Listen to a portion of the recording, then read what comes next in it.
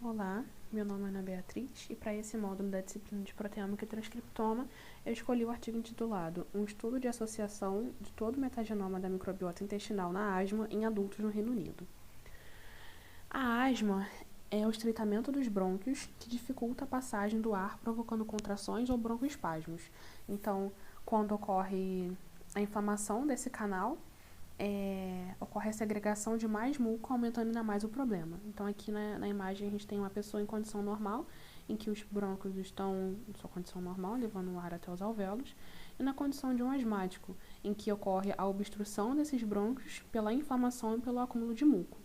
A asma, então, está altamente relacionada com a superativação de células T pró-inflamatórias da imunidade adaptativa.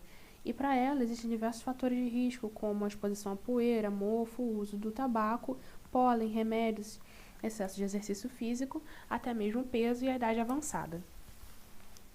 Existem diversos artigos que vêm sendo publicados da última década para cá, associando a microbiota intestinal e o surgimento e desenvolvimento da asma, uma vez que esses micro-organismos estão produzindo como subproduto da fermentação aminoácidos de cadeia curta, que estão altamente relacionados à homeostase homeostase metabólica e homeostase inflamatória, podendo então modular o efeito anti-inflamatório e regulatório das células T.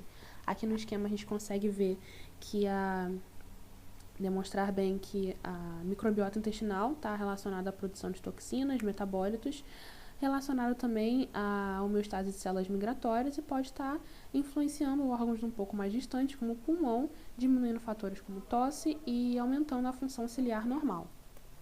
Aí, então, entra a metagenômica como uma das ciências ômicas, um braço, um dos grandes braços das ciências ômicas, reunindo informações genéticas de vários organismos em seu ambiente natural, evitando que diversos fatores relacionados à diversidade desses micro-organismos se percam quando métodos de cultivo são adotados. Então, os autores buscaram fazer essa comparação. Então, para isso, eles fizeram essa primeira análise aqui, selecionando 36 casos de pessoas com asma e 185 amostras de pessoas de controle, alinhando um N gênico por volta aqui de 75 mil genes, que foram alinhados também aqui nessa figura B, mostrando uma taxa de mapeamento de 80,19% em média da leitura desses genes selecionados. Então, os autores buscaram selecionar também um padrão ali de fatores clínicos e estilo de vida, dentre eles aqui o fator clínico do IMC, que foi selecionado. Nas imagens complementares tem outros fatores clínicos, como taxa de FUM, por exemplo, e também aqui o fator idade, selecionado paciente por volta de 65 anos. Esses dois critérios foram estabelecidos, uma vez que em estudos prévios foi visto que tanto a idade quanto o IMC estão relacionados ali a fatores de risco para asma.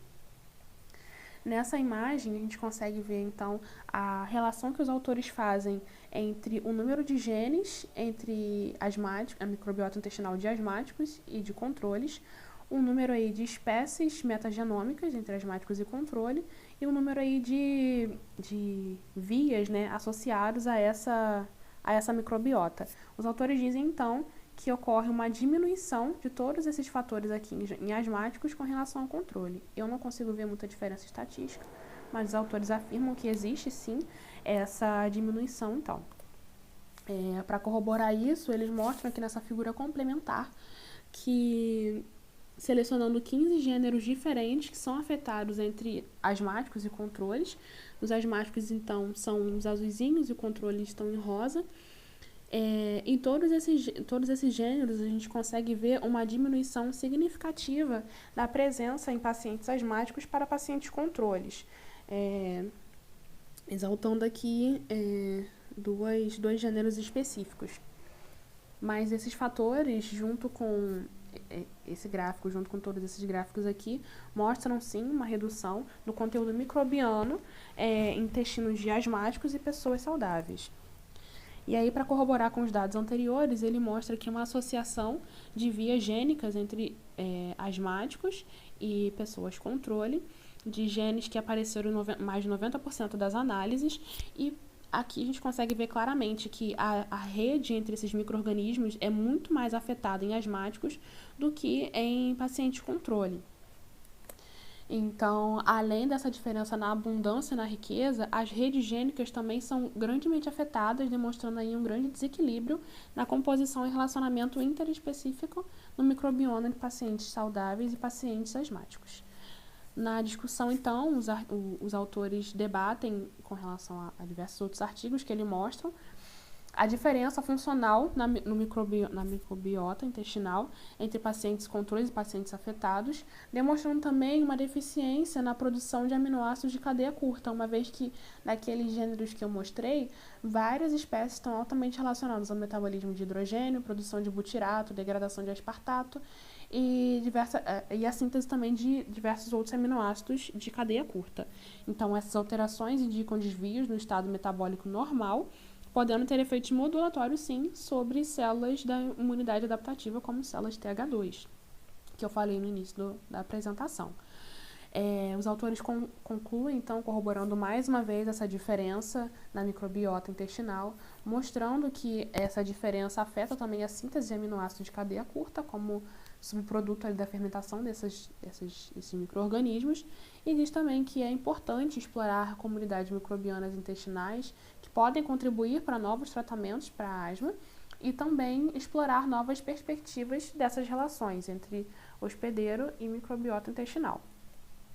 Gostaria então de agradecer pela atenção. É isso.